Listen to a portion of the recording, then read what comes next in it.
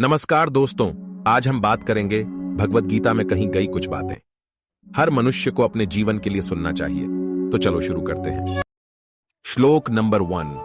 नियतम कुरु कर्म त्वम कर्म ज्ञायो ह्यकर्मण शरीर यात्रापि च ते न प्रसिद्ध येद कर्मण। अर्थात तू शास्त्रों में बताए गए अपने धर्म के अनुसार कर्म कर, क्योंकि कर्म न करने की अपेक्षा कर्म करना श्रेष्ठ है तथा कर्म न करने से तेरा शरीर निर्वाह भी नहीं सिद्ध होगा। श्री कृष्ण अर्जुन के माध्यम से मनुष्यों को समझाते हैं कि हर मनुष्य को अपने अपने धर्म के अनुसार कर्म करना चाहिए।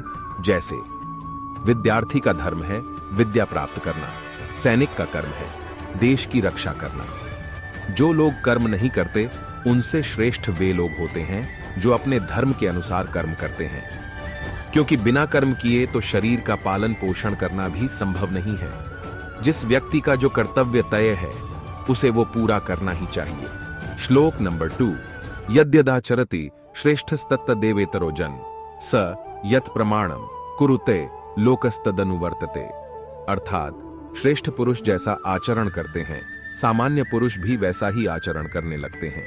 श्रेष्ठ पुरुष जिस कर्म को करता है उसी को आदर्श मानकर लोग उसका अनुसरण करते हैं।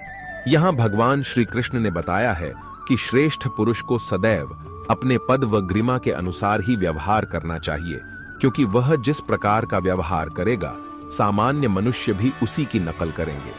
जो कार्य श्रेष्ठ पुरुष करेगा सामान्य जन उसी को अपना आदर्श मानेंगे। उदाहरण के तौर पर अगर किसी संस्थान में उच्च अधिकार पूरी मेहनत और निष्ठा से काम करते हैं तो वहां के दूसरे कर्मचारी भी वैसे ही काम करेंगे। लेकिन अगर उच्च अधिकारी काम को टालने लगेंगे तो कर्मचारी उनसे भी ज्यादा आलसी हो जाएंगे। श्लोक नंबर 3। न बुद्धिभेदम जनयेत ज्ञाना कर्म संज्ञानाम जोशयेत सर्व कर्माणि विद्वान युक्त समाचरण।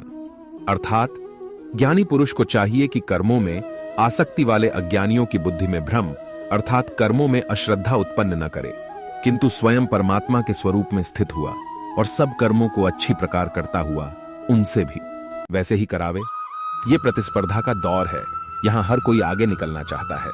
ऐसे में अक्सर संस्थानों में यह होता है कि कुछ चतुर लोग अपना काम तो पूरा कर लेते हैं लेकिन अपने साथी को उसी काम को टालने के लिए प्रोत्साहित करते हैं या काम के प्रति उसके मन में लापरवाही का भाव भर देते हैं।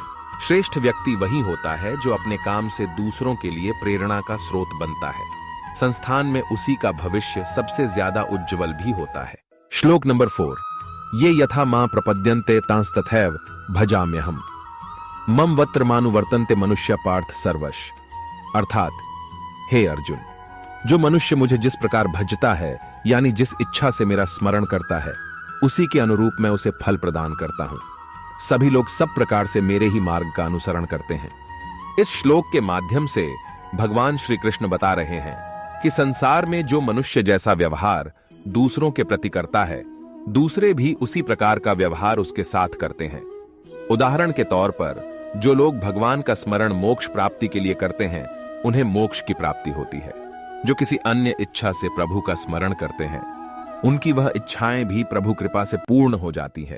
कंस ने सदैव भगवान को मृत्यु के रूप में स्मरण किया, इसीलिए भगवान ने उसे मृत्यु प्रदान की। हमें परमात्मा को वैसे ही याद करना चाहिए जिस रूप में हम उसे पाना चाहते हैं। श्लोक नंबर 5। कर्मण्यवाधिकारस्ते मां फलेषु कदाचन मां कर्म फल हेतुर्भूर्माते संगोस्त्व कर्मणि। अर्थात भगवान श्री कृष्ण अर्जुन से कहते हैं कि हे अर्जुन, कर्म करने में तेरा अधिकार है, उसके फलों के विषय में मत सोच, इसलिए तू कर्मों के फल का हेतु मत हो और कर्म न करने के विषय में भी तू आग्रह न कर। भगवान श्री कृष्ण इस श्लोक के माध्यम से अर्जुन से कहना चाहते हैं कि मनुष्य को बिना फल की इच्छा से अपने कर्तव्यों का पालन पूरी निष्ठा व ईमानदारी से करना चाहिए।